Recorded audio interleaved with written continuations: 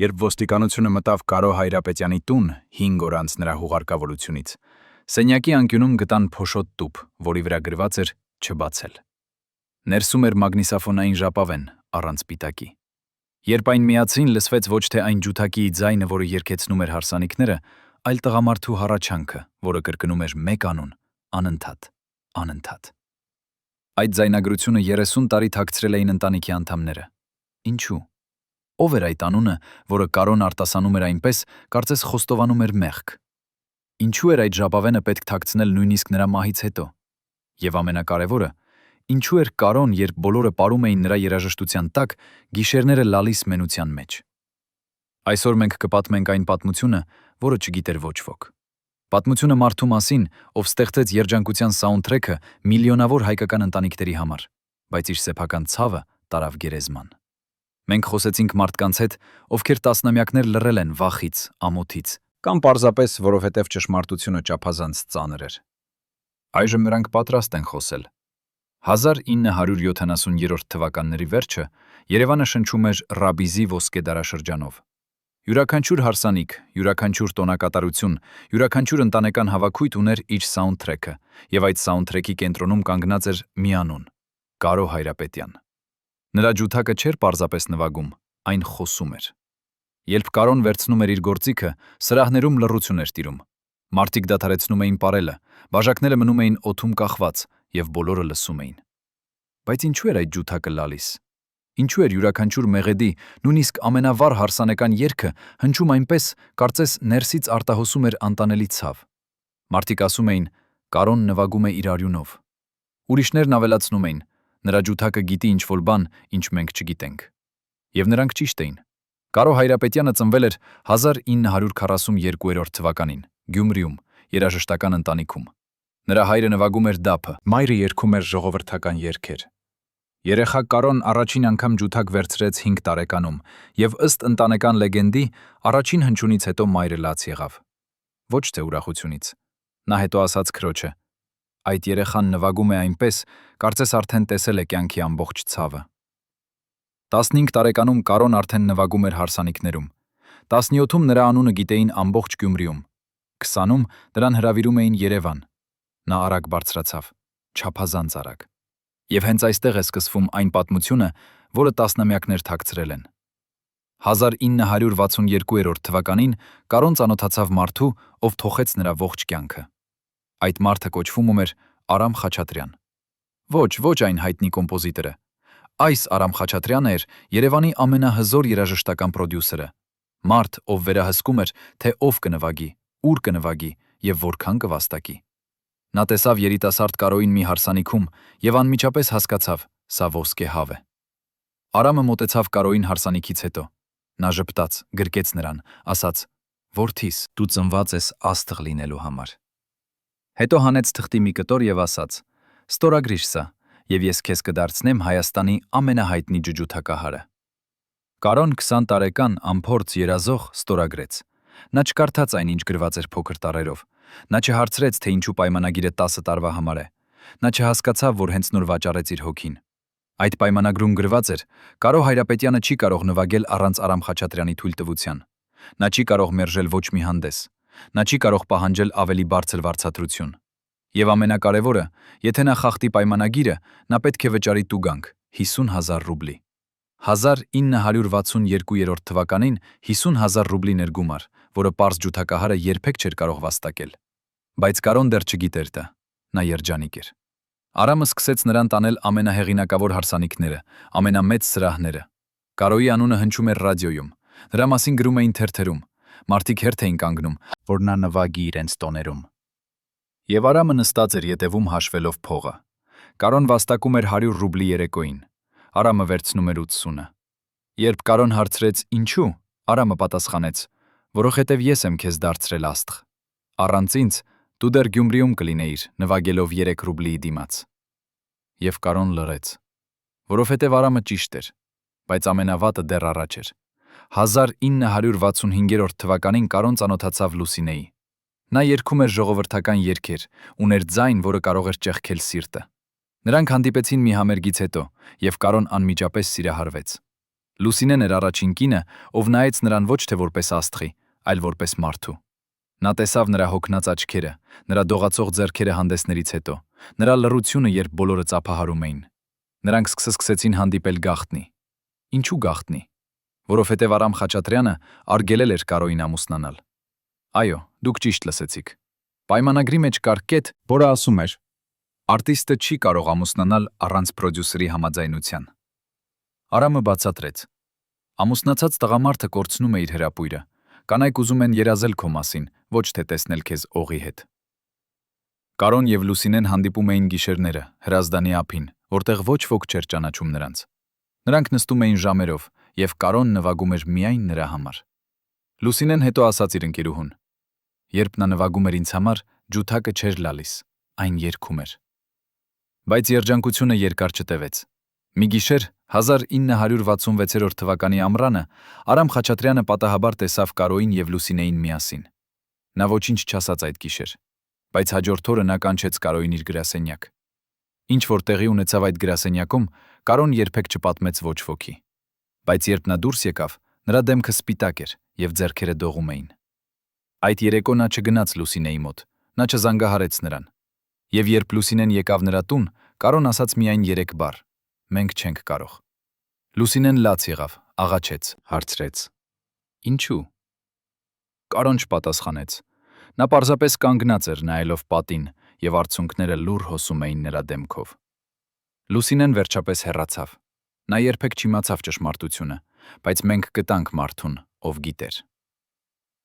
Վարդան Սարգսյանը 1962-ից 1986 թվականներին աշխատում էր Արամ Խաչատրյանի վարորդ։ Նա տեսավ ամեն ինչ, նա լսեց ամեն ինչ, եւ 40 տարի լռեց, վախից։ Այժմ 85 տարեկան նա նստեց մեր առջև եւ ասաց. ես պետք է խոսեմ, մինչեւ չեմ մեռել։ Մարդիկ պետք է իմանան, թե ինչ արեց այդ հրեշը։ Վարդանը պատմեց, որ այդ օրը, երբ Արամը կանչեց Կարոյին, նա սպասում էր դռան դիմաց։ Նա լսեց աղաղակները։ Արամը բարձրացրել էր ձայնը. դու իմ սեփականությունն ես, դու կանես այն, ինչ ես ասում եմ։ Եթե ամուսնանաս այդ պոռնիկի հետ, ես քեզ կոչնչացնեմ, ես կփակեմ քեզ համար բոլոր դռները, դու կվերադառնաս Գյումրի, մուրացկանի պես։ Հետո Վարդանը լսեց ուրիշ բան։ Արամը ասաց. եւ եթե դու չլսես ինձ, ես կհոգամ, որ Լուսինեն երբեք չերքի այս քաղաքում։ Ես ունեմ կապեր, մի խոսք ինձնից, եւ նա կդառնա ոչ ոք։ Կարոն ընտրեց Լուսինեի կարիերան իր սիրո փոխարեն։ Նա զոհաբերեց իր երջանկությունը, որպիսի չոչնչացնի կնոջը, ում սիրում էր, եւ այդ օրվանից սկսած նրա ջութակը սկսեց լալ։ Մարդիկ նկատեցին փոփոխությունը։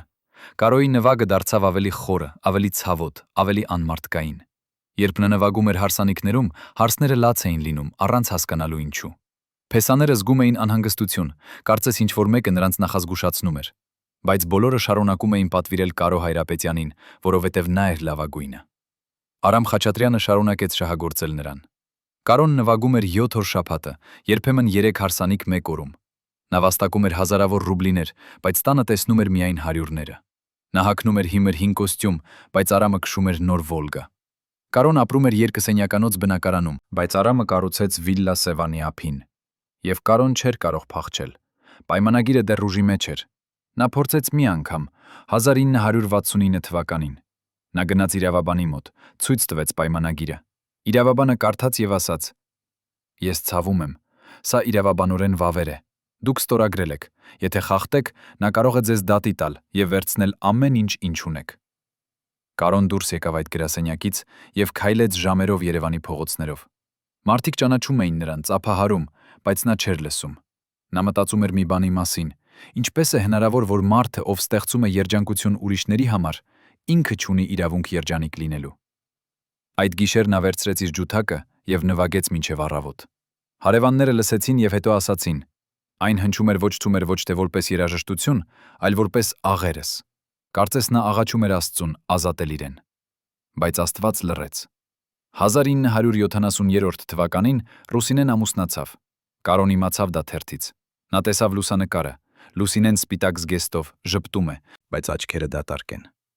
Նա ամուսնացել էր ինժեների հետ, ում չէր սիրում, որովհետև հոգնել էր սպասելուց։ Այդ օրը Կարոյին հրավիրել էին նվագել հարսանիքում։ Նա գնաց, վերցրեց ջութակը եւ նվագեց։ Բայց մարդիկ, ովքեր այնտեղ էին, հետո ասացին.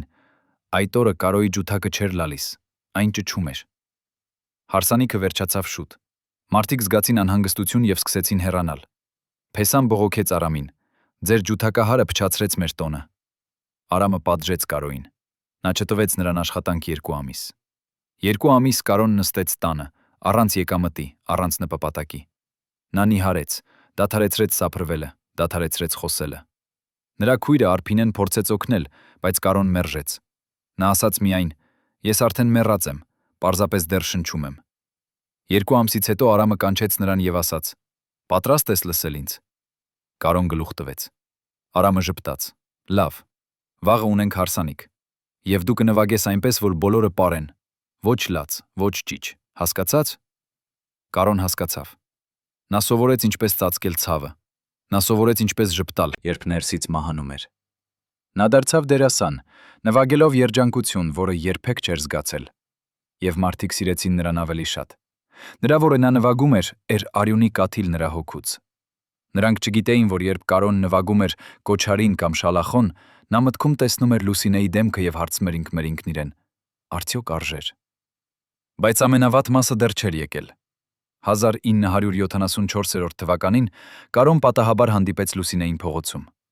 Նրանք չէին տեսել միմյանց 8 տարի։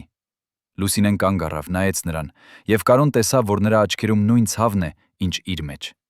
Նրանք խոսեցին 5 րոպե։ Լուսինեն ասաց. «Ես ունեմ 2 երեխա, ես երջանիկ եմ», բայց նրա ձայնը դողում էր։ Կարոն ասաց. «Ես շատ եմ նվագում, ես հայտնի եմ», բայց նրա աչքերը դատարկ էին։ Նրանք հրաժեշտ տվեցին։ Եվ երբ Լուսինեն հեռացավ, Կարոն կանգնեց այնտեղ 10 րոպե, նայելով նրա հետքերին։ Հետո նա գնաց տուն, վերցրեց մագնիսաֆոն եւ սկսեց խոսել։ Նա խոսեց ամեն ինչի մասին, Արամի մասին, պայմանագրի մասին, Լուսինեի մասին, իր ցավի մասին։ Նա խոսեց 3 ժամ։ Եվ հետո թաքցրեց այդ ժապավենը տուփի մեջ գրելով չբացել։ Ինչու էր նա դա արել։ Ինչու էր նա ուզում, որ ինչ-որ մեկը, ինչ-որ օր լսի այդ խոստովանությունը։ Արդյոք նա գիտեր, որ մի օր ճշմարտությունը կբացահայտվի, թե նա պարզապես ուզում էր, որ նրա ցավը չմնա անտեսանելի։ Մենք լսեցինք այդ ժապավենը, եւ այն, ինչ մենք լսեցինք, ցնցեց մեզ։ Բայց դա պատմություն է հաջորդ գլխի համար, որովհետև այն, ինչ Կարոն ասաց այդ ժապավենում, բացահայտում է ոչ միայն նրա ողբերգությունը, այլև մի գաղտնիք, որը կարող էր ոչնչացնել ամբողջ հայկական շոու բիզնեսը։ Ո՞վ էր իրականում Արամ Խաչատրյանը։ Ինչպես էր նա վերահսկում ոչ միայն Կարոյին, այլև տասնյակ այլ արտիստների։ Եվ ամենակարևորը, ինչ էր տեղի ունեցել այն գիշերը, երբ Կարոն վերջապես փորձեց ապստամբել։ Պատասխանները կգան, բայց նախ մենք պետք է ասենք ձեզ, ինչպես էր Կարոն ապրում այդ տարիներին, երբ նա էր Հայաստանի ամենահայտնի ջութակահարը, բայց միաժամանակ ամենամենակ մարդը։ 1975 թվականը Կարո Հայրապետյանը 30-րդ տարեդարձն է։ Նա նստած է իր փոքրիկ բնակարանում, մենակ, եւ նայում է հայելուն։ Նա տեսնում է մարդու, ում ճանաչում են հազարավորները, բայց ում չի ճանաչում ինքը։ Նրա դեմքը հոգնած է, աչքերը խորացած, ձեռքերը միակ բանը, որ դեռ կենդանի է, դողում են, սպասելով ջութակին։ Այդ երեկո նրան հրավիրել են նվագել մի հարսանիքում։ Սովորական հարսանիք, 100-իկ, 100 հյուր, լավ սեղան, ուրախ մարդիկ։ Կարոն հագնում է իր սև կոստյումը, միակը որ ունի, վերցնում է ջութակը եւ ելնում է։ Երբ նա մտնում է սրահ, մարդիկ ծափահարում են։ Նրանք կոչում են. «Կարո, Կարո»։ Հարսը վազում է նրա մոտ, համբուրում նրա ձեռքը, շնորհակալություն, որ եկաք։ Ես երազում էի, որ դուք կնվագեք իմ հարսանիքում։ Կարոն ժպտում է, այն մեխանիկական ժպիտը, որը սովորել է տարիների ընթացքում։ Նա սկսում է նվագել։ Եվ սրահը վերածվում է մագիայի։ Մարդիկ պարում են, ծափահարում, երգում։ Հարսն ու Փեսան պարում են իրենց առաջին պարը, եւ հարսը լաց է լինում երջանկությունից։ Կամ թե ոչ։ Որովհետև երբ Կարոյի ջութակը հպվում է նրա սրտին, նա զգում է ինչ-որ բան, տխրություն, որը չի կարող բացատրել։ Հարսանիքը տևում է մինչև առավոտ։ Կարոն նվագում է 6 ժամ անընդհատ։ Նրա ձեռքերը ցավում են, մեջքը կոտրվում է, բայց նա չի դադարում, որովհետև Արամ Խաչատրյանը նստած է անկյունում, հետևելով նրան, եւ Կարոն գիտի, եթե նա դադարի, կլինեն հետևանքներ։ Երբ հարսանիքը վերջանում է, Արամը մոտենում է նրան եւ տալիս 30 ռուբլի։ 30 ռուբլի ու ռուբլի 6 ժամ աշխատանքի համար։ Կարոն վերցնում է փողը առանց խոսքի։ Արամը ծեծում է նրա ուսին. «Լավ է իր այսօր, շարունակիր այսպես»։ Կարոն գնում է տուն։ Արշալույսն արդեն բացվում է, Փողոցներում մարդիկ սկսում են արթնանալ, գնալ աշխատանքի։ Կարոն նայում է նրանց եւ մտածում. նրանք ազատ են, նրանք կարող են ընտրել, ես ոչ։ Տանը նա հանում է կոստյումը, դնում է ջութակը անկյունում եւ պառկում է անկողնում։ Բայց նա չի կարող քնել։ Նրա գլխում հնչում են այն երգերը, որ նվագել է։ Բայց դրանք այլևս երգեր չեն։ Դրանք դարձել են տանջանք։ Նա մտածում է Լուսինեի մասին։ Արդյոք նա երջանիկ է իր ամուսնու հետ։ Արդյոք նա երբևէ մտածում է նրա մասին։ Արդյոք նա գիտի, որ Կարոն դեռ սիրում է նրան յուրաքանչյուր օր, յուրաքանչյուր րոպե։ Կարոն վեր է կենում, գնում է խոհանոց եւ բացում է պահարանը։ Այնտեղ թաքնված հացի հետևում կա շիշ օղի։ Նա գիտի, որ չպետք է խմի։ Նա խոստացել է իր քրոջը, որ չի խմի, բայց այս պահին նա չի կարող դիմանալ։ Նա լցնում է բաժակ եւ խմում է։ Օղին այրում է կոկորդը, բայց Կարոն զգում է թեթևացում։ Նա լցնում է երկրորդ բաժակը, հետո երրորդը, եւ հետո նա դադարում է հաշվել։ Երբ նրա քույրը Արփինեն գալիս է երեկոյան, նա գտնում է Կարոյին գետնին, գիտակցություն կորցրած, դատարկ շիշը կողքին։ Նա ճչում է, կանչում է շտապ օգնություն։ Բժիշկները գալիս են, տանում են նրան հիվանդանոց։ Երբ Կարոն արթնանում է, նա տեսնում է Արփինեի լացող դեմքը։ Նա ասում է. «Ինչու, Կարո, ինչու ես դա անում քեզ»։ Կարոն չի պատասխանում։ Նա պարզապես շրջվում է դեպի պատը։ Բժիշկը ասում է Արփինեին. «Ձեր եղբայրը ունի լուրջ խնդիր։ Եթե նա շարունակի այսպես, նա չի ապրի երկար»։ Արփինեն աղաչում է Կարոյին. «Խնդրում եմ, դադարեցրու աշխատանքը, գտիր ուրիշ բան, այդ մարդը քեզ սպանում է»։ Կարոն վերջապես խոսում է. «Ես չեմ կարող։ Ես պարտական եմ նրան։ Եթե ես դադարեցնեմ, նա կվերցնի ամեն ինչ»։ Արփինեն ասում է. «Բայց քեզ մոտ ոչինչ չկա վերցնելու համար»։ Կարոն ժպտում է դառնորեն. «Բայց նա կարող է վերցնել միակ բանը, որ ինձ մոտ մնացել է, իմ ջութակը»։ Եվ Արփինեն հասկանում է, որ Կարոն ճիշտ է։ Պայմանագրում գրված է, եթե Կարոն խախտի պայմանները, Արամը կարող է վերցնել նրա գործիքը որպես փոխհատուցում։ Եվ առանց ջութակի Կարոն ոչինչ է։ Կարոն մնում է հիվանդանոցում 3 օր։ Երբ նա դուրս է գալիս, Արամը սպասում է նրան դռան մոտ։ Նա ժպտում է. «Լավ ես, Կարո, մենք քեզ կարիք ունենք։ Վաղը ունենք 3 հարսանիք»։ Կարոն նայում է նրան եւ առաջին անգամ իր կյանքում զգում է ատելություն։ Իրական, մաքուր, այրող ատելություն։ Նա ուզում է խեղդել այդ մարդուն, ջախջախել նրա ժպտացող դեմքը։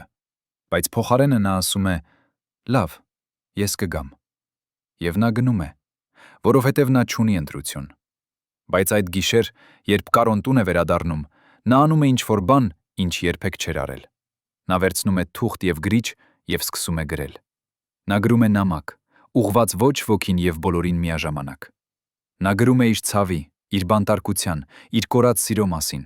Նա գրում է Արամի մասին, անվանելով նրան իր իսկական անունով՝ իմ բռնագրավողը։ Նա գրում է 8 էջ։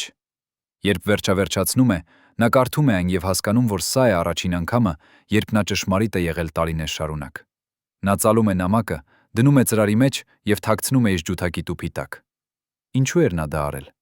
Արդյոք նա պլանավորում էր ինչ-որ ուղարկել այն, թե դա էր պարզապես միջոց չխելագարվելու համար։ Մենք երբեք չենք իմանա, բայց այդ նամակը գոյություն ունի։ Մենք կտանք այն։ Եվ այն, ինչ գրված է այնտեղ, ցնցող է։ Բայց դա պատմություն է մեկ այլ գլխի համար։ 1978 թվականը Կարո Հայրապետյանը արդեն 36 տարեկան է։ Նա նվագում է 16 տարի։ 16 տարի անընդհատ հարսանիքներ, տոներ, համերգներ, 16 տարի ժպտալ, երբ ուզում ես լալ, 16 տարի ստրուկ լինել մարդու ու մատում ես։ Այս տարի ինչ-որ բան փոխվում է Կարոյի մեջ։ Նա դադարում է խմել։ Ոչ թե որովհետև ուզում է, այլ որովհետև հասկանում է, եթե շարունակի, կմեռնի։ Եվ նա դեռ չի ուզում մեռնել, ոչ այնպես, ոչ որպես պարտված։ Նա սկսում է խնայել փող։ Յուրաքանչյուր ռուբլի, որ Արամը տալիս է նրան, նա դնում է տուփի մեջ։ Նա չի գնում ռեստորան, չի գնում կինո, չի գնում նոր հագուստ։ Նա ապրում է հացով եւ պաներով եւ խնայում է։ Ինչու։ Որովհետև նա ունի պլան։ Պայմանագիրը ավարտվում է 1982 թվականին։ Դեռ 4 տարի է մնացել։ Որոշում է, երբ պայմանագիրը ավարտվի, նա կվճարի Արամին ամեն ինչ, ինչ պարտական է, թեև իրականում ոչինչ չի պարտք, եւ կհեռանա։ Նա կգնա Մոսկվա կամ Լենինգրադ, որտեղ Արամը չի կարող հասնել նրան։ Նա կսկսի նոր կյանք։ Սա է երազանքը, որը պահում է նրան կենդանի։ Բայց Արամ Խաչատրյանը խելացի մարդ է։ Նա զգում է, որ Կարոն փոխվում է։ Նա տեսնում է, որ Կարոն այլևս չի խմում, որ նա խնայում է փող, որ նրա աչքերում հայտնվել է ինչ-որ բան նոր, հույս, եւ Արամը չի կարող թույլ տալ դա։ 1979 թվականի աշնանը Արամը կանչում է Կարոյին իր գրասենյակ։ Կարոն մտնում է եւ անմիջապես զգում է, որ ինչ-որ բան սխալ է։ Արամը նստած է իր սեղանի հետևում եւ նրա դեմքը լուրջ է։ «Նստիր, Կարո», ասում է Արամը։ Կարոն նստում է։ Արամը հանում է փաստաթուղթ եւ դնում է սեղանին։ «Ես ունեմ քեզ համար լավ նորություն», ասում է նա։ «Մենք երկարացնում ենք պայմանագիրը»։ Կարոյի սիրտը կանգ է առնում։ «Ինչ»։ Նա շշնջում է։ Արամը ժպտում է։ «Դու լսեցիր։ Մեր պայմանագիրը ավարտվում է 1982 թվականին, բայց ես որոշեցի երկարացնել այն մինչև 1992 թվականը։ Դեռ 10 տարի։ Դու պետք է ստորագրես այս նոր պայմանագիրը»։ Կարոն զգում, որ սենյակը պտտվում է։ «Ես չեմ ստորագրի», նա ասում է։ Արամի ժպիտը անհետանում է։ «Ինչ ասացիր»։ «Ես ասացի, ես չեմ ստորագրի», Կարոն կրկնում է, եւ նրա ձայնը դողում է, բայց նա չի հրաժարվում։ «Մեր պայմանագիրը ավարտվում է 1982 թվականին։ Դրանից հետո ես ազատ եմ»։ Արամը նայում է նրան երկար, լուռ։ Հետո նա ծիծաղում է։ «Ազատ։ Դու մտածում ես, որ ազատ կլինես։ Կարո, դու երբեք ազատ չես լինի։ Դու իմ սեփականությունն ես»։ «Ես մարդ եմ, ոչ թե սեփականություն», Կարոն ասում է։ Արամը ծեծում է սեղանին։ «Դու ես այն, ինչ ես ասում եմ, որ ես, եւ եթե դու չստորագրես այս պայմանագիրը, ես քեզ կոչնչացնեմ։ Ես կփակեմ քեզ համար բոլոր դռները։ Ես կհոգամ, որ դու երբեք չնվագես այս երկրում։ Դու կվերադառնաս Գյումրի եւ կմեռնես որպես ոչ ոք»։ Կարոն վեր է կենում։ Նրա ձեռքերը դողում են, բայց նա նայում է Արամի աչքերին։ «Արա, այն ինչ ուզում ես, բայց ես չեմ ստորագրի»։ Նա դուրս է գալիս գրասենյակից։ Նա քայլում է փողոցով եւ առաջին 9 անգամ տարիներ շարունակ զգում է ինչ-որ բան, որ մոռացել էր՝ արժանապատվություն։ Բայց այդ զգացումը երկար չի տևում։ Հաջորդ օրը Կարոյին հեռախոսազանգ է գալիս։ Ձայնը ծանոթ չէ։ Մարդը ասում է. «Կարո Հայրապետյան, ես զանգահարում եմ Երևանի մշակույթի տնից։ Մենք ուզում էինք հրավիրել ձեզ նվագելու մեր տարեվերջյան համերգում, բայց մեզ ասացին, որ դուք հասանելի չեք»։ Կարոն շփոթվում է։ «Ո՞վ ասաց ձեզ դա»։ «Ձեր մենեջերը, Արամ Խաչատրյանը», մարդը պատասխանում է։ «Նա ասաց, որ դուք հիվանդ եք եւ չեք կարող նվագել մի քանի ամիս»։ Կարոն փակում է հեռախոսը։ Նա հասկանում է, սա սկիզբն է։ Արամը սկսել է իր սպառնալիքը իրականացնել։ Հաջորդ շաբաթվա ընթացքում Կարոն ստանում է եւս 6 զանգ։ Բոլորը նույն պատմությունն են ասում։ Արամը հայտարարել է, որ Կարոն հիվանդ է կամ զբաղված է կամ այլևս չի նվագում։ Մեկ ամսում Կարոյի բոլոր պատվերները չեղարկվում են։ Կարոն փորձում է գտնել աշխատանք ինքնուրույն։ Նա գնում է ռեստորաններ, սրահներ, առաջարկում է իր ծառայությունները, բայց ամենուր նրան ասում են. «Ցավում են, բայց մենք արդեն ունենք ջութակահար»։ Կամ «Մենք չենք կարող ձեզ վարձել առանց ձեր մենեջերի թույլտվության»։ Արամ Խաչատրյանը ունի կապեր ամենուր։ Նա խոսել է բոլորի հետ, եւ բոլորը վախենում են նրանից։ 2 ամիս անց Կարոն նստած է իր բնակարանում, առանց փողի, առանց աշխատանքի, առանց հույսի։ Նա վաճառել է իր հին կոստյումը, իր հին ժամացույցը, ամեն ինչ ինչ ուներ, բայց դեռ ունի իր ջութակը։ Եվ դա միակ բանն է, որ կարևոր է։ Մի օր նրան այցելում է մարդ, անծանոթ մարդ, լավ հագնված, ժպտացող։ Նա ներկայանում է որպես Վահե Մանուկյան, բիզնեսմեն։ Նա ասում է. «Ես լսել եմ ձեր իրավիճակի մասին, ես կարող եմ օգնել»։ Կարոն զգուշավոր է, ինչպես։ Վահեն ժպտում է. «Ես ունեմ կապեր Մոսկվայում, ես կարող եմ կազմակերպել ձեզ համար համերգաշրջագայություն այնտեղ, լավ փող, լավ պայմաններ, բայց ձեզ պետք է հեռանալ Երևանից անմիջապես»։ Կարոյի սիրտը սկսում է ավելի արագ բաբախել։ «Ինչու եք դուք դա անում ինձ համար»։ Վահեն դադարում է ժպտալ, որովհետև ես ատում եմ Արամ Խաչատրյանին։ Նա ոչնչացրեց իմ եղբորը, եւ ես ուզում եմ տեսնել, թե ինչպես է նա կորցնում իր լավագույն արտիստին։ Կարոն նայում է նրան։ Սա կարող է լինել թակարդ, սա կարող է լինել Արամի հերթական խաղը, բայց Կարոն այլևս ընտրություն չունի։ «Լավ», նա ասում է, «ես կգնամ»։ Վահեն ժպտում է. «Հիանալի, պատրաստվեք, մենք մեկնում ենք 3 օրից»։ Կարոն սկսում է պատրաստվել։ Նա փաթեթավորում է իր քիչ իրերը, վերցնում է իր ջութակը։ Նա չի ասում ոչ ոքին, նույնիսկ իր քրոջը։ Նա վախենում է, որ եթե ինչ-որ մեկը իմանա, Արամը կկանխի նրան։ Բայց 3 օր անց, երբ Կարոն սպասում է Վահեին, նա չի գալիս։ Կարոն սպասում է 1 ժամ, 2 ժամ, 5 ժամ, Վահեն չի հայտնվում։ Կարոն փորձում է զանգահարել նրան, համարը անջատված է։ Նա գնում է հասցեին, որ Վահեն տվել էր նրան։ Այնտեղ ոչ ոք չի ապրում։ Եվ Կարոն հասկանում է, սա եղել է թակարդ։ Արամը ուղարկել էր Վահեին տալու նրան կեղծ հույս, հետո ջախջախելու այն։ Սա էր վրեժխնդրուն Կարոյի համարձակության համար։ Կարոն վերադառնում է տուն եւ նստում է գետնին։ Նա չի լալիս։ Նա դադարել է լալ տարիներ առաջ։ Նա պարզապես նստում է եւ նայում է դատարկ պատին։ Եվ այդ պահին նա հասկանում է, նա երբեք չի փախչի։ Նա երբեք չի ազատվի։ Արամ Խաչատրյանը կվերահսկի նրան մինչև մահը, բայց ինչպիսի մահ։ Արդյոք Կարոն մտածեց այդ մասին այդ գիշեր։ Արդյոք նա արդեն պլանավորում էր, թե ինչպես ավարտել այս տանջանքը։ Մենք չգիտենք, բայց մենք գիտենք, որ այդ գիշերից հետո Կարոն փոխվեց։ Մարդիկ, ովքեր տեսան նրան, ասացին, նա դարձավ ուրվական։ Կան, կարծես նրա մարմինը այնտեղ էր, բայց հոգին արդեն հեռացել էր։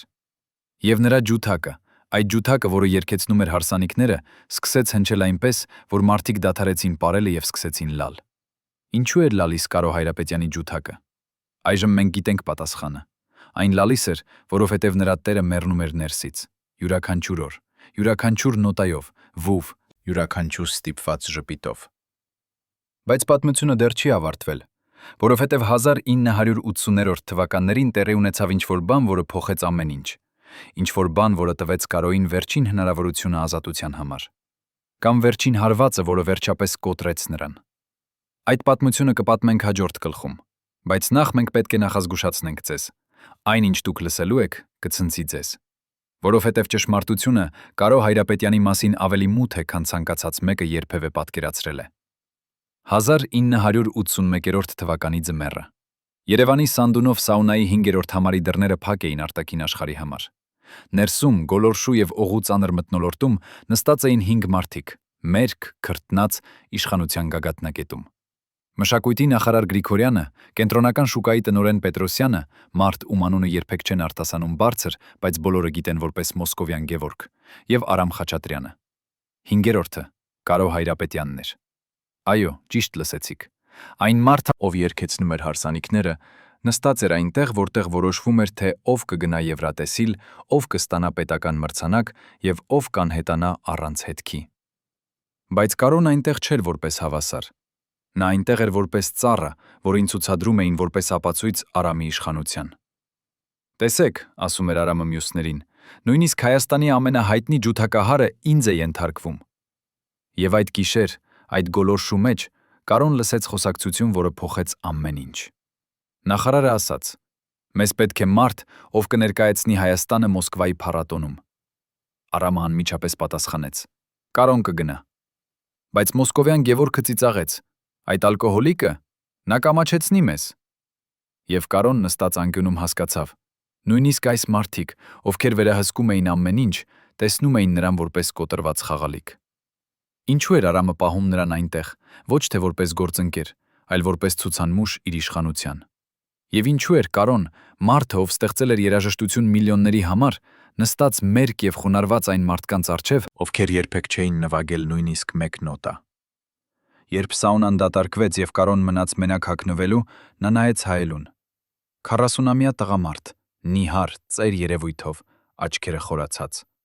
Նա հիշեց այն 20-ամյա երիտասարդին, ով երազում էր աստղ դառնալ։ Ինչպես էր նա վերածվել սրան։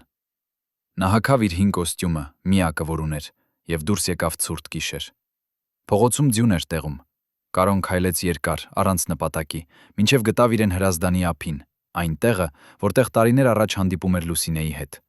Նա նստեց ձյան վրա եւ առաջին անգամ 15 տարում թույլ տվեց իրեն լալ։ Ոչ ոք չտեսավ, ոչ ոք չլսեց։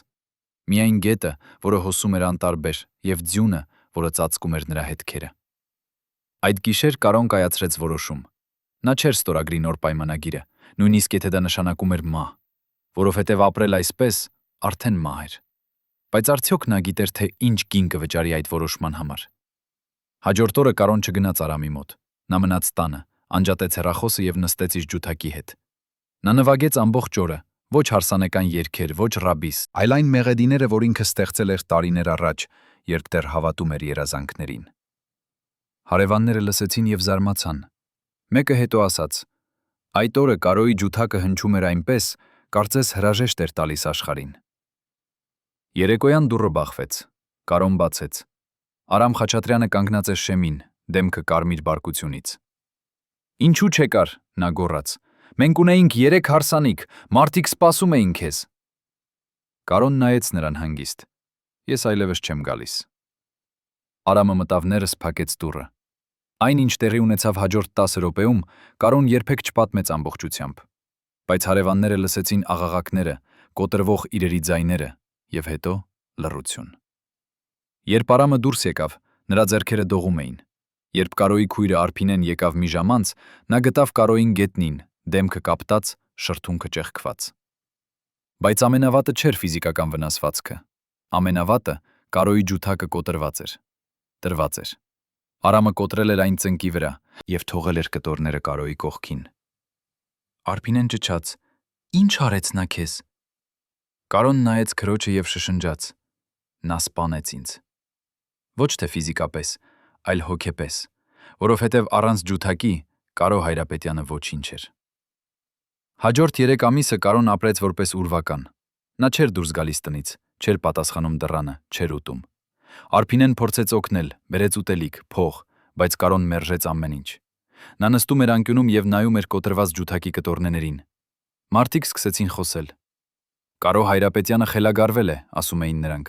Նա տեսել է ինչ-որ բան սարսափելի եւ կորցրել է միտքը։ Ուրիշներն ավելացնում էին. նա անիծված է, նրա ջութակը խոսում էր դևերի հետ։ Բայց ճշմարտությունը ավելի պարզ էր եւ ավելի ողբերգական։ Կարոն պարզապես հրաժարվել էր ապրելուց։ Նա սպասում էր մահվան, որպես ազատագրման։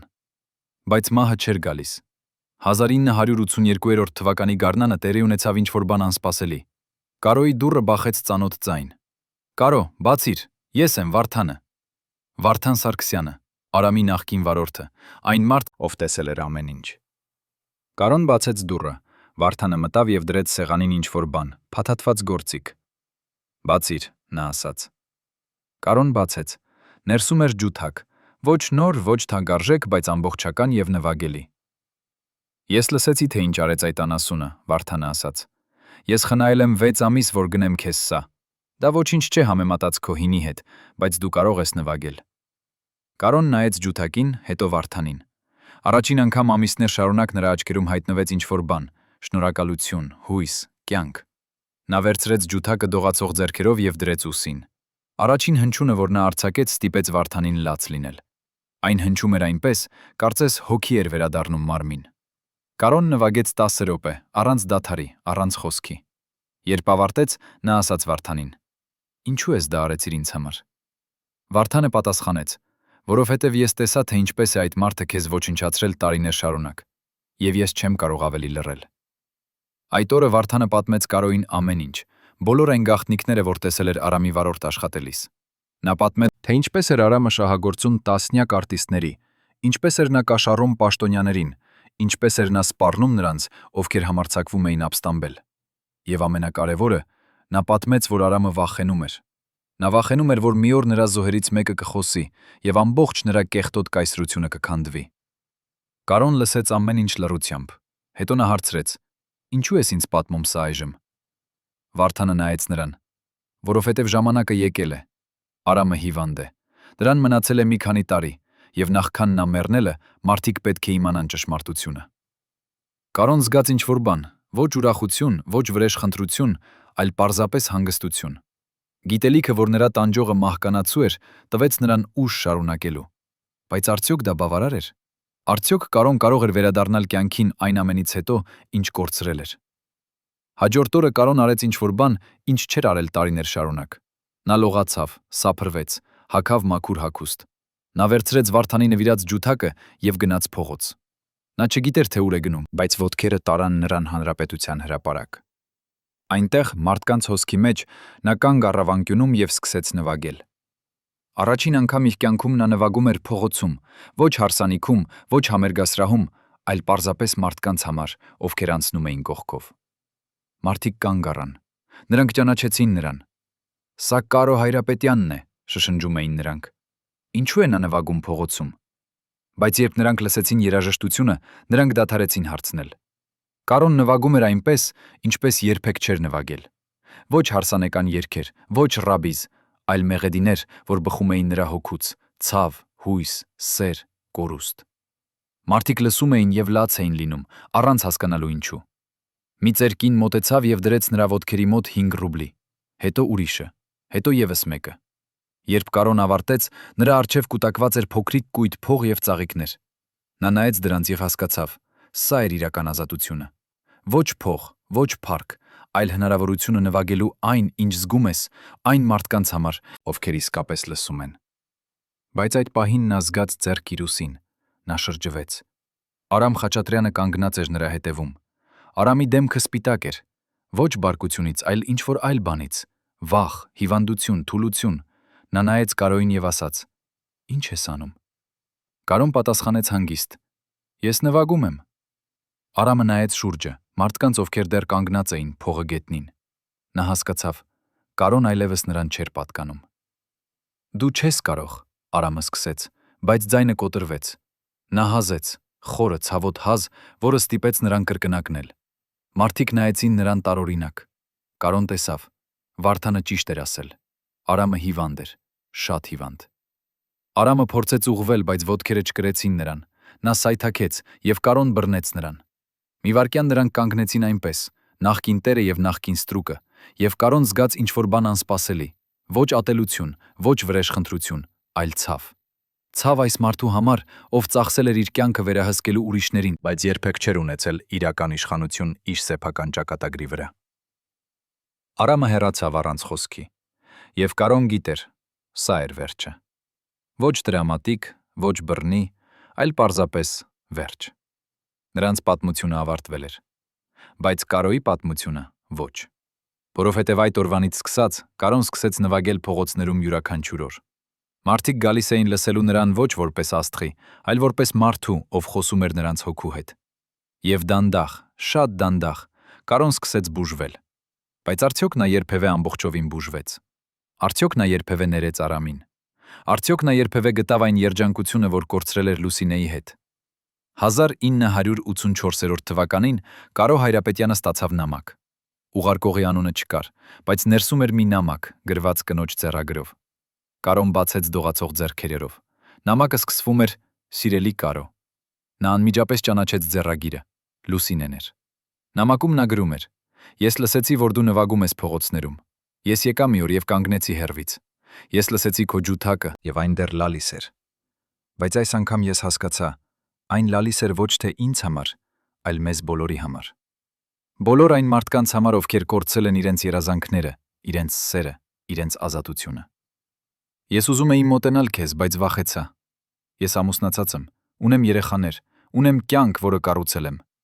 բայց ես երբեք չեմ մոռացել քեզ։ Եվ ես գիտեմ, դու երբեք չես մոռացել ինձ։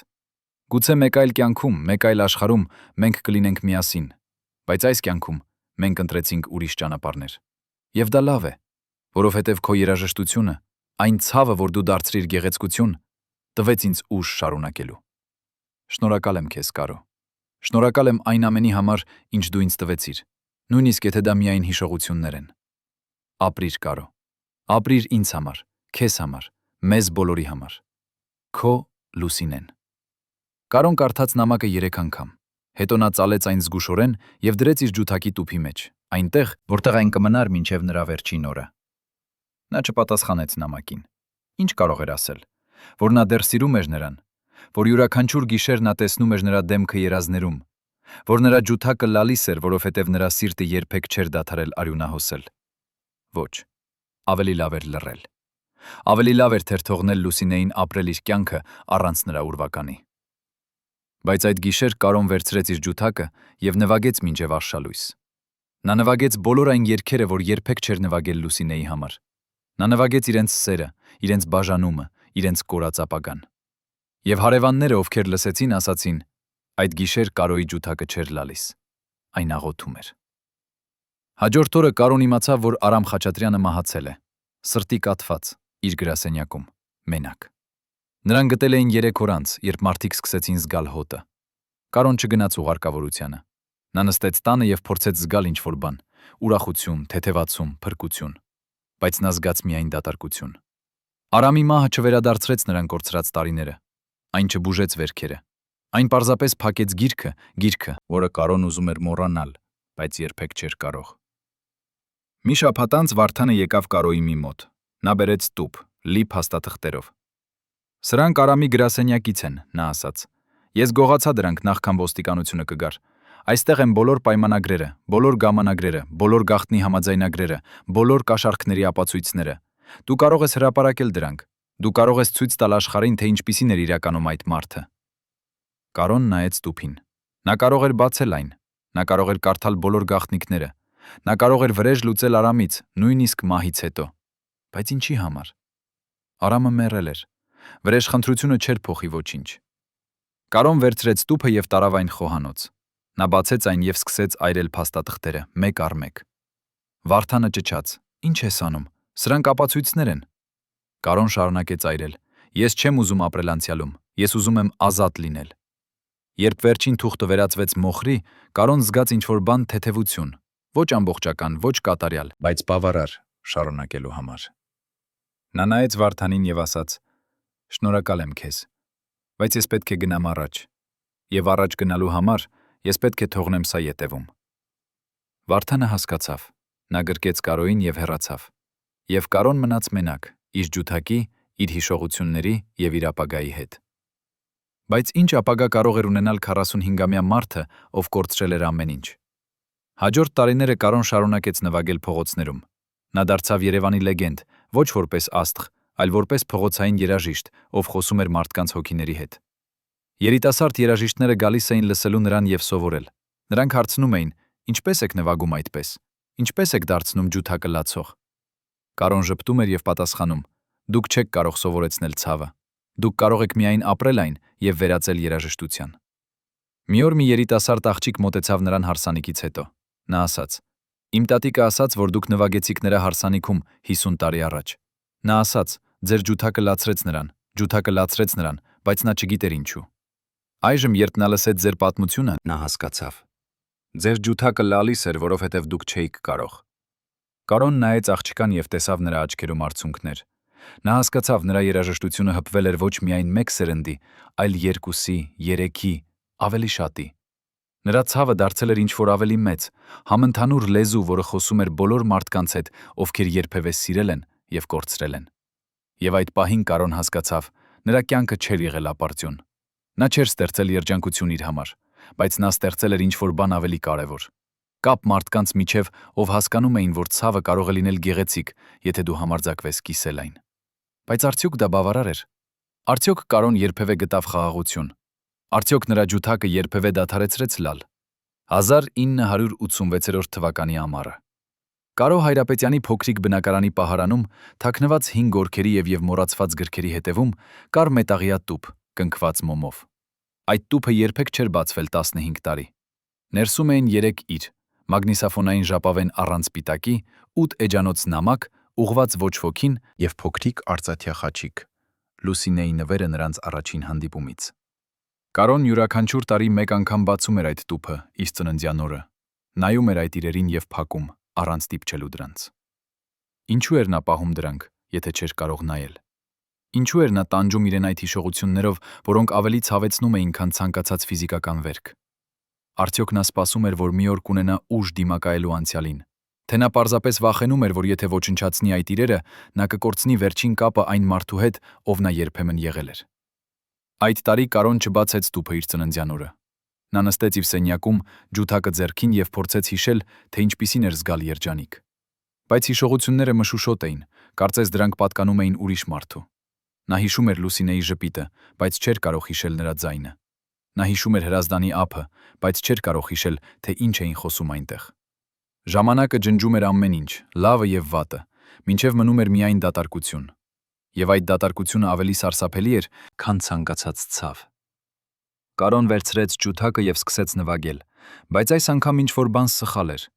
Նրա ձեռքերը դողում էին ավելի շատ, քան սովորաբար։ Մատները չէին հնազանդվում։ Հնչյունները դուրս էին գալիս կեղծ, կոտրված։ Կարոն դադարեցրեց եւ նայեց իր ձեռքերին։ Դրանք ծերացել էին,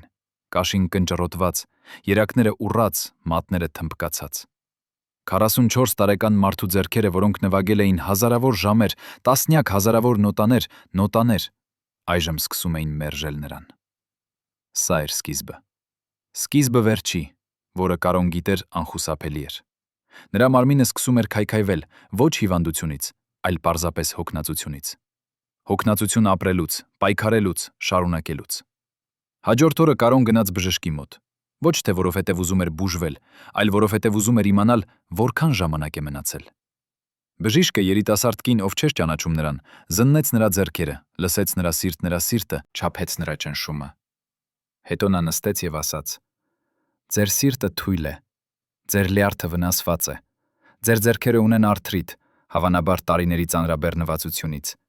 Դուք պետք է դադարեցնեք նվագելը, հանգստանաք, սկսեք բուժում»։ Կարոն լսեց լռությամբ, հետո նա հարցրեց. «Եթե ես չդադարեցնեմ, որքան ժամանակ ունեմ»։ Բժիշկը նայեց նրան զարմացած. «Ինչու կուզենայիք շարունակել, եթե դա սպանում է ձեզ»։ Կարոն ժպտաց դառնորեն, որովհետև առանց նվագելու ես արդեն մեռած եմ։ Բժիշկը հառաչեց. «Մի քանի տարի, գուցե 5, եթե դուք զգույշ լինեք, գուցե 2, եթե շարունակեք այսպես»։ Կարոն գլուխ տվեց. «Շնորհակալ եմ» եւ դուրս եկավ։ Փողոցում նա կանգ առավ եւ նայեց երկնքին։ 5 տարի կամ 2։ Ինչքան էր դա։ Բավարար ասելու այն, ինչ երբեք չէր ասել։ Բավարար գտնելու այն խաղաղությունը, որը փնտրել էր ամբողջ կյանքը, թե պարզապես եւս մի քանի տարի տանջանք, մինչև վերջապես ազատվելը։ Նա չգիտեր պատասխանը, բայց նա գիտեր մի բան. նա չէր դադարեցնի նվագելը, որովհետև ջութակը միակ բանն էր, որ տալիս էր նրա կյանքին իմաստ։ Նույնիսկ եթե այն սպանում էր նրան։ Այդ երեկո Կարոն գնաց Հանրապետության հրապարակ, իր սովորական տեղը։ Նա դրեց բաց ջութակի տուփը գետնին եւ սկսեց նվագել։ Բայց այսօր մարդիկ նկատեցին ինչ-որ բան տարբեր։ Կարոյի դեմքը գունատ էր, աչքերը խորացած, շարժումները դանդաղ։ Նրա ջութակը դեռ լալիս էր, բայց այժմ այն լալիս էր այլ կերպ, ոչ թե ցավից, այլ հոգնածությունից։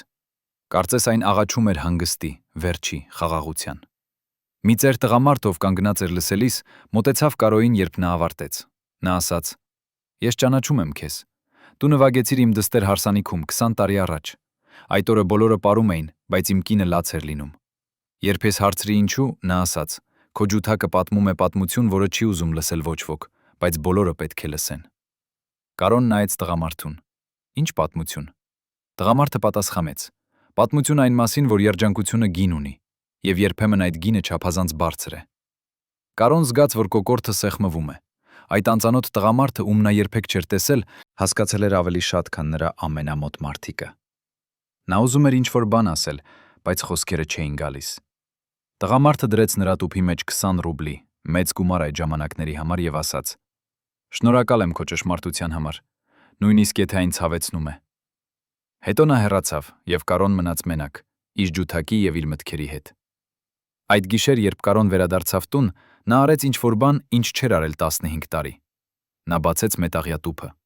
Նա հանեց մագնիսաֆոնային ժապավենը, դրեց մագնիսաֆոնի մեջ եւ սեղմեց play։ Առաջին վայրկյանները լռություն էր, հետո լսվեց նրա սեփական ձայնը, երիտասարդ, դողացող, լի ցավով։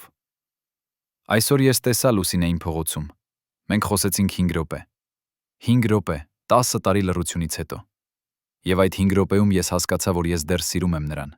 Ես միշտ կսիրեմ նրան։ Բայց ես չեմ կարող ունենալ նրան։ Ես ընտրեցի նրա երջանկությունը իմ երջանկության փոխարեն։ Եվ այժմ ես ապրում եմ այս ընտրության հետ, յուրաքանչյուր օր, յուրաքանչյուր րոպե։ Մարդիկ մտածում են, որ իմ ջութակը լալիս է, որովհետև ես տաղանդավոր եմ։ Բայց ճշմարտությունն այն է, որ իմ ջութակը լալիս է, որովհետև ես չեմ կարող։ Ես չեմ կարող լալ։ Ես չեմ կարող ճչալ։ Ես չեմ կարող ազատվել այս ցավից։ Այնպես որ ես դնում եմ այն իմ երաժշտության մեջ։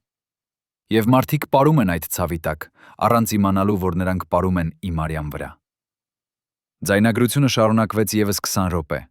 Կարոն խոսեց Արամի մասին, պայմանագրի մասին, իր կորած երազանքների մասին։ Նա խոսեց այնպիսի անկեղծությամբ, որը երբեք չէր թույլ տվել իրեն արթուն ժամանակ։ Եվ երբ ժապավենը ավարտվեց, Կարոն նստեց լռությամբ, լսելով իր երիտասարդ ձայնի արձագանքը։ Նա հասկացավ, այդ մարդը, ով խոսում էր ժապավենում, արդեն մեռել էր։ Նա մեռել էր տարիներ առաջ, այն օրը, երբ Արամը կոտրեց նրա ջութակը, կամ գուցե ավելի վաղ, այն օրը, երբ նա ստորագրեց պայմանագիրը,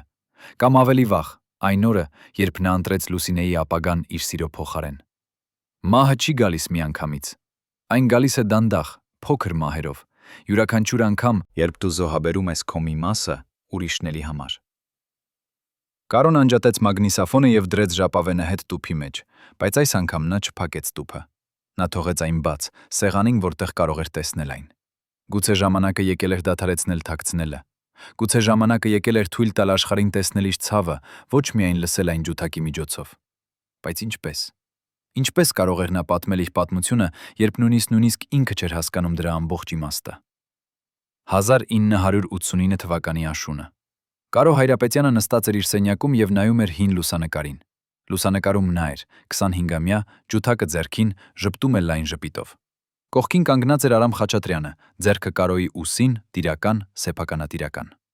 Այդ լուսանկարը արվել էր 1967 թվականին, մի մեծ համերգից հետո, երբ Կարոն ստացել էր լավագույն ջութակահար մրցանակը։ Բայց եթե ուշադիր նայեիք Կարոյի աչքերին, կտեսնեիք, որ ժպիտը չի հասնում դրանց։ Աչքերը դատարկ են, մեռած, կարծես հոգին արդեն հեռացել է, բայց մարմինը դեռ շարունակում է շարժվել։ Կարոն պատրեց լուսանկարը, դանդաղ զգուշորեն վայելելով յուրաքանչյուր պատրվածքի ձայնը։ Նա պատրեց այն փոքր կտորների եւ նետեց աղբամանը։ Հետո նա վերցրեց մյուս լուսանկարները, բոլոր այն լուսանկարները, որտեղ նա կանգնած էր Արամի կողքին, ժպտում էր ստիպված ժպիտով, ներկայացնում էր երջանիկ արտիստ։ Նա պատրեց դրանք բոլորը։ Մեկ առ մեկ մինչև սեղանը ծածկվեց թղթի կտորներով։ Սա էր առաջին քայլը։ Առաջին քայլը դեպի ազատություն, ոչնչացնել կեղծ հիշողությունները, թողնել միայն իրականը։ Բայց իրական հիշողությունները ավելի ցավոտ էին։ Կարոն բացեց դարակը եւ հանեց հին նոթատետրը, այնտեղ որտեղ նա գրել էր իր սեփական կոմպոզիցիաները։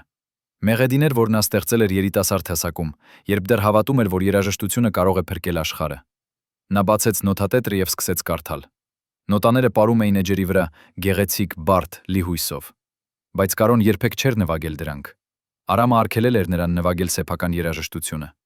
Մարդիկ ուզում են լսել ծանոթ երգեր, Արամը ասել էր։ Ոչ ոք չի ուզում լսել քո փորձերը։ Եվ Կարոն հնազանդվել էր։ Նա թաղել էր իր երաժշտությունը խորը, այնտեղ, որտեղ ոչ ոք չէր կարող գտնել։ Այժմ Կարոն վերցրեց ջութակը եւ սկսեց նվագել այդ մեղեդիներից մեկը։ Առաջին հնչյունից հետո նա զգաց ինչ-որ բան, ցնցում, ճանաչում, վերադարձ։ Սա էր նրա ձայնը։ Ոչ Արամի, ոչ հարսանիքների, ոչ Ռաբիզի, այլ նրա սեփական, իսկական, մաքուր ձայնը։ Նա նվագեց ամբողջ կոմպոզիցիան, 10 րոպե անընդհատ երաժշտություն, որը հոսում էր նրանից կարծես գետ։ Երբ ավարտեց, նա նստեց եւ լաց եղավ։ Ոչ թե ցավից, այլ թեթևացումից։ Նա վերագտել էր ինչ-որ բան, որ մտածում էր կորցրել է ընդմիշտ։ Հաջորդ օրը Կարոն գնաց Հանրապետության հրապարակ, բայց այս անգամ նա չնվագեց հարսանեկան երգեր։ Նա նվագեց իր սեփական կոմպոզիցիաները։ Մարդիկ կանգ առան, շփոթված։ Սա չէր այն Կարոն, ում նրանք ճանաչում էին, սա էր ուրիշ մեկը, ավելի հում, ավելի իսկական, ավելի վտանգավոր։ Ոմանք հեռացան անհանգստացած, ուրիշները մնացին հիացած։ Մի երիտասարդ տղա մոտեցավ Կարոյին, երբ նա ավարտեց։ Նա ասաց. «Ես երբեք չեմ լսել ինչ-որ բան նման։ Ինչ է սա»։ Կարոն պատասխանեց. «Սա ես եմ, առաջին անգամ 40 տարում»։ Տղան նայեց նրան տարօրինակ. «Բայց դուք միշտ եղել եք դուք, չէ»։ Կարոն ժպտաց դառնորեն. «Ոչ։ Ես եղել եմ այն, ինչ ուրիշները ուզում էին, որ լինեմ։ Այժմ ես փորձում եմ լինել ես»։ Տղան գլուխ տվեց, կարծես հասկանում էր, թեև նա չէր կարող։ Ինչպես կարող էր 20-ամյա երիտասարդը հասկանալ, թե ինչ է նշանակում կորցնել քո ինքնությունը եւ փնտրել այն 40 տարի անց։ Այդ օրվանից սկսած Կարոն նվագեց միայն իր սեփական երաժշտությունը։ Նա կորցրեց շատ լսողներ, նրանք, ովքեր գալիս էին լսելու ծանոթ մեղեդիները, բայց նա գտավ նորերը, նրանք, ովքեր փնտրում էին ինչ-որ բան ավելի խոր, ավելի իսկական։ Փողը պակասեց։ Կարոն սկսեց ապրել հացով եւ թեյով։ Բայց նա չդադարեցրեց, որովհետև առաջին անգամ իր կյանքում նա զգում էր, որ ապրում է ճշմարտությամբ։ Բայց ճշմարտությունը գին ունի, եւ Կարոն շուտով պիտի իմանար, թե որքան բարձր է այդ գինը։ 1990 թվականի ձմեռը Կարոյի առողջությունը սկսեց արագ վատանալ։ Նրա ձեռքերը այլևս չէին կարող պահել ջութակը ավելի քան 10 րոպե։ Նրա սիրտը բաբախում էր անկանոն, ցատկում էր, դադարում էր։ Նրա շնչառությունը դժվարանում էր, նույնիսկ պարզ քայլելիս։ Բժիշկները ասացին. «Դուք պետք է հիվանդանոց գնաք, դուք պետք է բուժում ստանաք»։ Բայց Կարոն մերժեց։ Նա գիտեր հիվանդանոցում նա չէր կարող նվագել, եւ առանց նվագելու նա նախընտրում էր մեռնել։ Մի գիշեր, երբ ձյունը ծածկել էր Երևանը սպիտակ ծածկոցով, Կարոն զգաց սուր ցավ կրծքավանդակում։ Նա ընկավ գետնին, չկարողանալով շնչել։ Նա մտածեց. սա է վերջը։ Բայց հետո ցավը անցավ, եւ նա կարողացավ շնչել։ Նա պարպարկեց գետնին եւս 10 րոպե, սպասելով, որ սիրտը հանգստանա։ Հետո նա դանդաղ վեր կացավ, գնաց սեղանի մոտ եւ վերցրեց թուղթ ու գրիչ։ Նա սկսեց գրել նամակ։ Ոչ Լուսինեին, ոչ Արփինեին, ոչ որևէ կոնկրետ մարդու, այլ բոլորին եւ ոչ ոքին միաժամանակ։ Նա գրեց. եթե դուք կարդում եք սա, ես արդեն մեռել եմ։ Եվ դա լավ է, ես հոգնել եմ։ Ոչ թե ապրելուց, այլ պայքարելուց։ Պայքարելուց այն դեմ, ինչ ես եղել եմ, այն դեմ, ինչ ուրիշները ուզում էին, որ լինեմ, այն դեմ, ինչ կյանքը դարձրեց ինձ։ Ես ուզում եմ, որ դուք իմանաք, իմ ջութակը լալիս էր, որովհետև ես չէի կարող։ Բայց այժմ ես կարող եմ։ Այժմ ես ազատ եմ լալու, ազատ զգալու, ազատ մեռնելու։ Եվ սա ամենամեծ նվերն է, որ կյանքը երբևէ տվել է ինձ։ Նա գրեց 3 էջ։ Հետո նա ծալեց նամակը, դրեց ծրարի մեջ եւ գրեց վրան. բացել իմ մահից հետո։ Նա դրեց այն մետաղյա տուփի մեջ մյուս իրերի հետ եւ փակեց տուփը։ Այս անգամ, վերջին անգամ։ Բայց Կարոն դեռ չմեռավ այդ գիշեր։ Նա ապրեց եւս 6 տարի։ 6 տարի, որոնց ընթացքում նա շարունակեց նվագել փողոցներում, նույնիսկ երբ ձեռքերը այլևս չէին հնազանդվում, նույնիսկ երբ սիրտը սպառնում էր կանգ առնել, նույնիսկ երբ մարմինը աղաչում էր հանգստի։ Նա նվագեց, որովհետև դա միակ բանն էր, որ գիտեր անել։ Միակ բանը, որ տալիս էր նրա կյանքին իմաստ։ Եվ մարդիկ, ովքեր լսում էին նրան այդ վերջին տարիներին, ասում էին. Կարո Հայրապետյանի ջութակը այլևս չի լալիս։ Այն աղոթում է։ Աղոթում է ազատության, խաղաղության, վերջի համար։ Բայց արդյոք Կարոն գտավ այդ խաղաղությունը։ Արդյոք նա մեռավ հանգիստ գիտենալով, որ արեց ամեն ինչ, ինչ կարող էր։ Թե նա մեռավ դեռ փնտրելով, դեռ հարցնելով, դեռ տանջվելով։ 1996 թվականի գարնանը Կարո Հայրապետյանը գիտեր, որ վերջը մոտ է։ Նա այլևս չէր կարող քայլել առանց դադարի։ Նա այլևս չէր կարող ուտել, ստամոքսը մերժում էր ուտելիքը։ Նա այլևս չէր կարող քնել։ Ցավը չափազանց ուժեղ էր։ Բայց նա դեռ կարող էր նվագել։ 10 րոպե օրը, ոչ ավելի, բայց այդ 10 րոպեն բավարար էր։ Մի օր, երբ Կարոն նստած էր Հանրապետության հրապարակում, փորձելով հավաքել ուժ նվագելու համար, նրա մոտ մոտեցավ կին։ Նա ծեր էր, հավանաբար 70-ամյա, բայց աչքերը դեռ պայծառ էին։ Նա նստեց Կարոյի կողքին եւ ասաց. Ես ճանաչում եմ քեզ։ Կարոն նայեց նրան. Ես չեմ կարծում, որ մենք ծանոթ ենք։ Կինը ժպտաց. Ոչ, մենք երբեք չենք հանդիպել։ Բայց ես ճանաչում եմ քո ջութակը։ Դու նվագեցիր իմ հարսանիքում 1968 թվականին։ Ես եղել եմ ամենաերջանիկ հարսը աշխարհում։ Բայց երբ դու սկսեցիր նվագել, ես զգացի ինչ-որ բան, տխրություն, որը չէի կարող բացատրել։ Ես մտածեցի, սա իմ երևակայությունն է։ Բայց այժմ, տասնյակ տարիներ անց, ես հասկանում եմ։ Քո ջութակը պատմում էր քո պատմությունը, եւ ես լսում էի առանց գիտակցելու։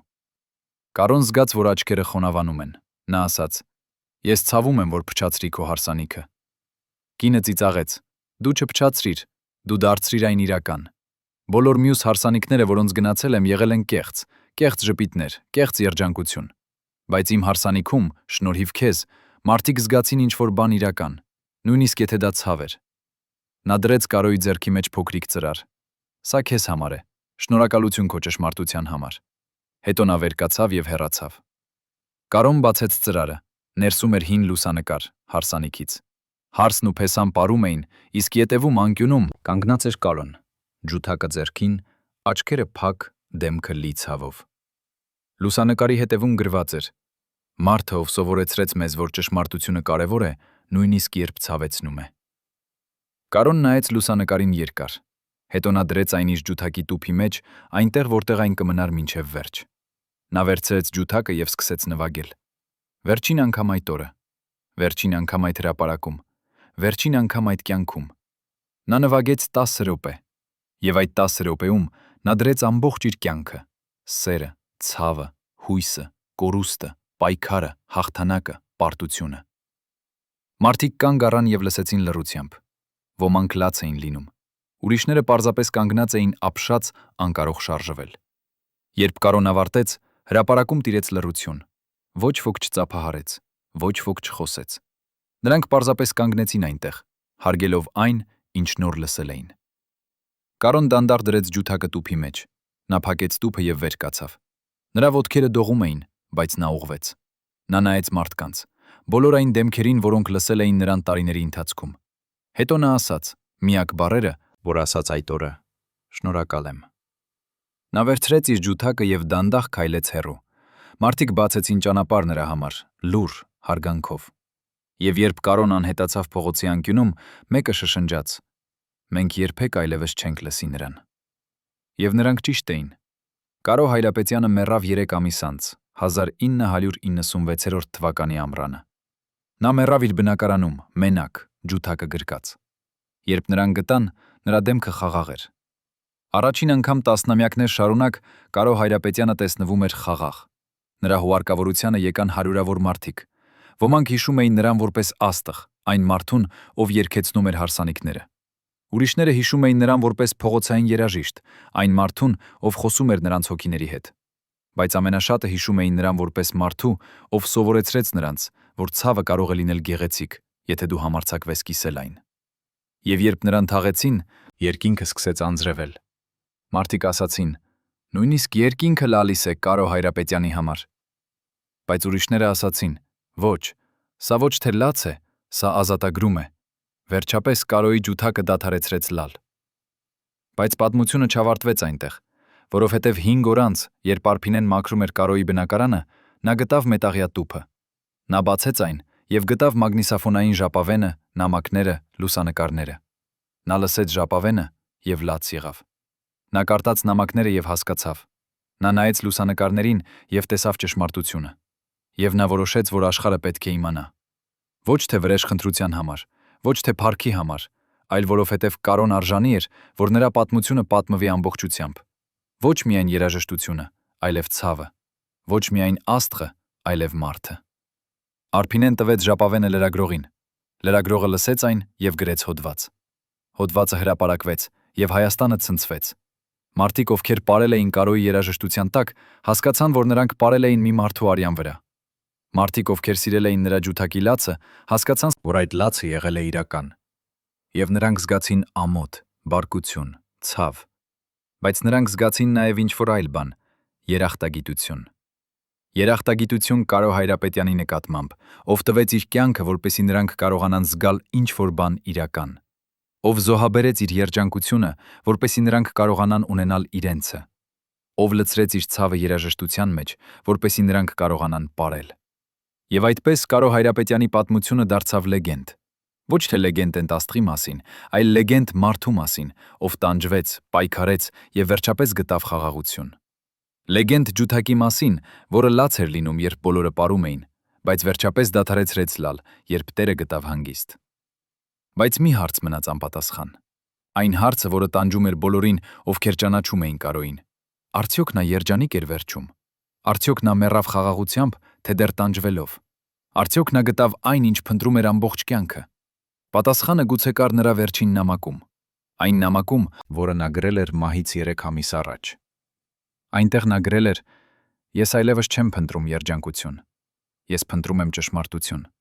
Եվ ճշմարտությունն այն է, որ կյանքը ցավ է, բայց այդ ցավը կարող է լինել գեղեցիկ, եթե դու վերածես այն արվեստի։ Ես ապրեցի ցավով, բայց ես ստեղծեցի գեղեցկություն, եւ դա բավարար է»։ Արդյոք դա բավարար էր։ Արդյոք Կարո Հայրապետյանի կյանքը արժեր այն ամենը, ինչ նա տվեց։ Արդյոք նրա զոհաբերությունը ունեցավ իմաստ։ Դուք որոշեք։ Որովհետև Կարո Հայրապետյանի պատմությունը ձեր պատմությունն է։ Մեր բոլորի պատմությունը։ Պատմություն այն մասին, թե ինչ ենք մենք պատրաստ զոհաբերել մեր երազանքների համար։ Պատմություն այն մասին, թե ինչպես ենք մենք ապրում ուրիշների սպասելիքների տակ։ Պատմություն այն մասին, թե ինչպես ենք մենք փնտրում ազատություն բանտում, որը մենք ինքներս ենք կառուցել։ Եվ գուցե ամենակարևոր հարցը չէ. արդյոք Կարոն գտավ երջանկություն։ Ամենակարևոր հարցն այն է. արդյոք մենք կգտնենք մեր սեփականը։ Արդյոք մենք կունենանք համարձակություն ապրելու ճշմարտությամբ, նույնիսկ եթե դա ցավեցնում է։ Արդյոք մենք կվերածենք մեր ցավը գեղեցկության, ինչպես Կարոն արեց։ Թե մենք կշարունակենք պարել ուրիշների երաժշտության տակ, առանց իմանալու, որ այդ երաժշտությունը ստեղծվել է արյունով եւ արցունքներով։ Բայց Կարո Հայրապետյանի պատմությունը չավարտվեց նրա մահով։ 1996 թվականի ամռանը, երբ նրա հուղարկավորությունից հետո մարդիկ սկսեցին հեռանալ գերեզմանատունից, մի տարօրինակ բան տեղի ունեցավ։ Նրա գերեզմանի վրա, որտեղ դրված էր նրա սիրելի ջութակը որպես վերջին հարգանք, սկսեց աճել մի փոքրիկ ծաղիկ։ Ոչ ոք չէր տնկել այն, ոչ ոք չէր ջրում, բայց այն աճում էր, օր առ օր, մինչև դարձավ գեղեցիկ վարդ, կարմիր, ինչպես արյունը, բայց անուշահոտ, ինչպես սերը։ Գերեզմանատան պահակը, ծեր Հակոբը, ով տեսել էր հազարավոր թաղում, ասաց. 60 տարի եմ այստեղ աշխատում, բայց երբեք չեմ տեսել, որ ծաղիկ աճի գերեզմանի վրա առանց ցանելու։ Կարծես Կարոյի հոգին դեռ այստեղ է եւ փորձում է ասել մեզ ինչ-որ բան։ Մարդիկ սկսեցին գալ տեսնելու այդ հրաշքը։ Դրանք բերում էին ծաղիկներ, մոմեր, փոքրիկ նվերներ։ Բայց ամենակարևորը, նրանք բերում էին իրենց պատմությունները։ Պատմություններ այն մասին, թե ինչպես էր Կարոյի երաժշտությունը փոխել նրանց կյանքը, ինչպես էր նրա ջութակի լացը օգնել նրանց հասկանալ իրենց սեփական ցավը։ Եվ դանդաղ, շատ դանդաղ, Կարո Հայրապետյանի գերեզմանը դարձավ ուխտատեղի, ոչ թե սրբության, այլ ճշմարտության համար։ Բայց ամենամեծ հրաշքը դեռ առաջ էր։ 1997 թվականին Կարոյի մահից 1 տարի անց նրա գերեզմանի մոտ հայտնվեց երիտասարդ աղջիկ, ջութակ ձեռքին։ Նա կանգնեց վարդի առջև եւ սկսեց նվագել, բայց ինչ-որ բան տարօրինակ էր։ Նրա ջութակը հնչում էր ճիշտ այնպես, ինչպես Կարոյինը, նույն ցավը, նույն գեղեցկությունը, նույն ճշմարտությունը։ Մարդիկ, ովքեր լսեցին, ապշեցին։ Ոմանք ասացին, սա հնարավոր չէ, ոչ ոք չի կարող նվագել այդպես։ Ուրիշները շշնջեցին, Կարոյի հոգին անցել է նրա մեջ։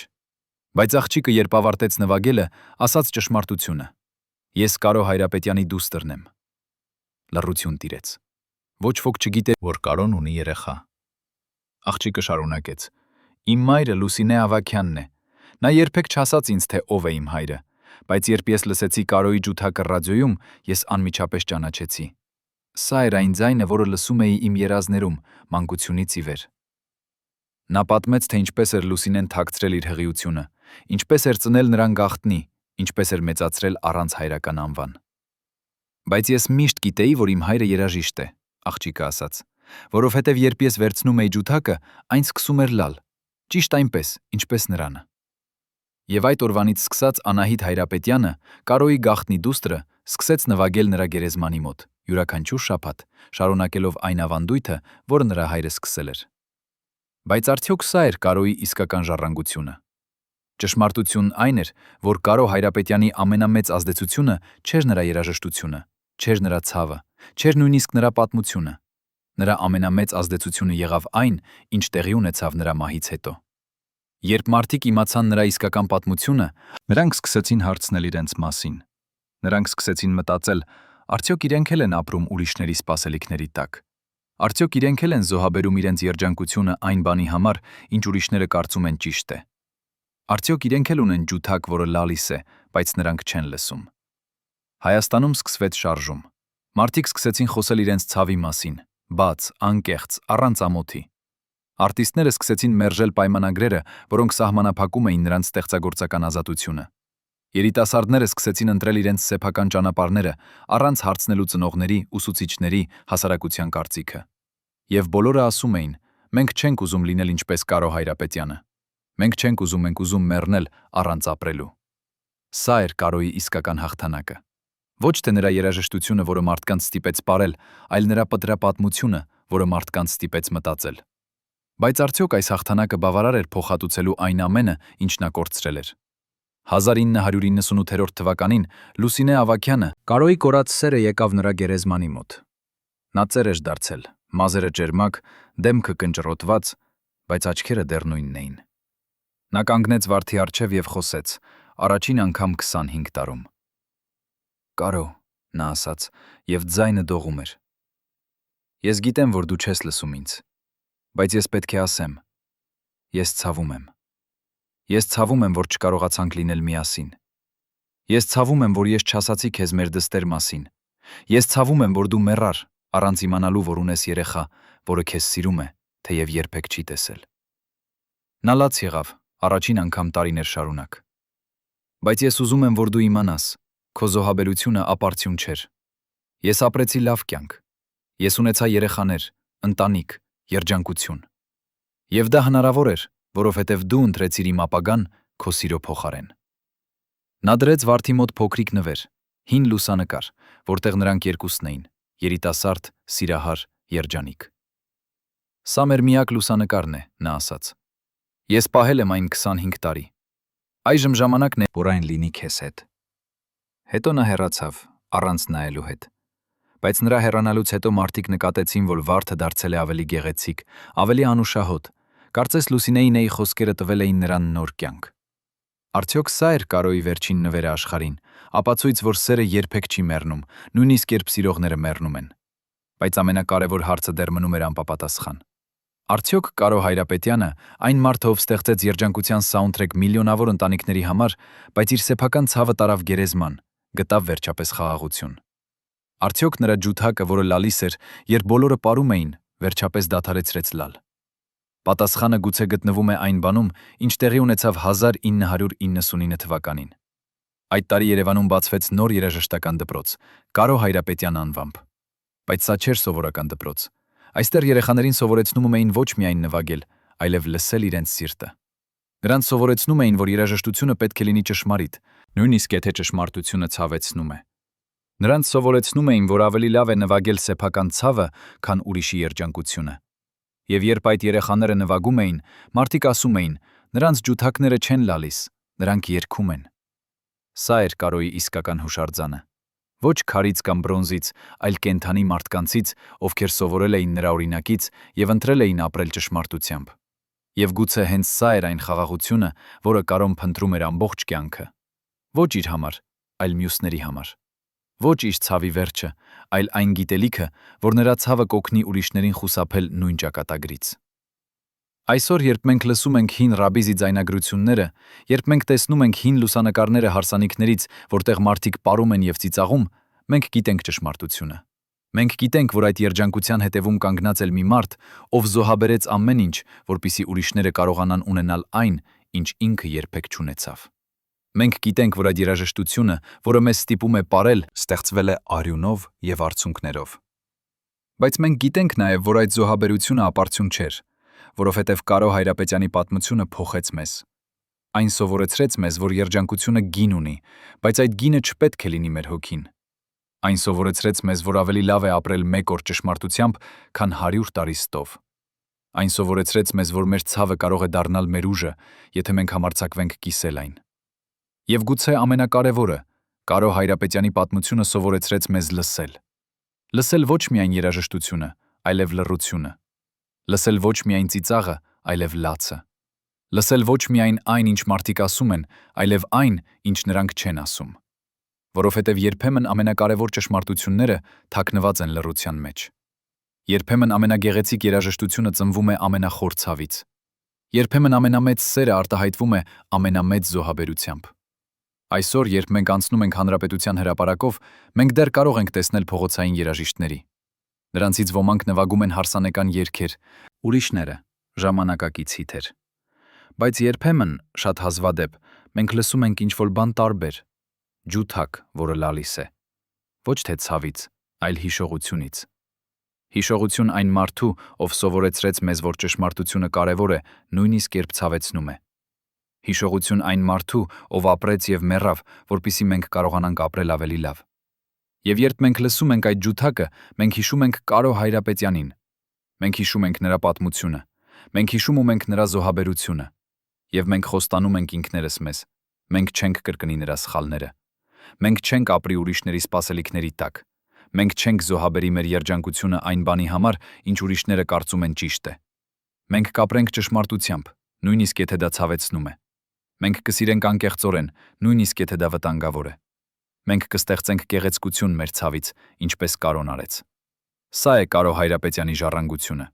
Ոչ նրա երաժշտությունը, որը մարդկանց ստիպեց պարել, այլ նրա պատմությունը, որը մարդկանց ստիպեց ապրել։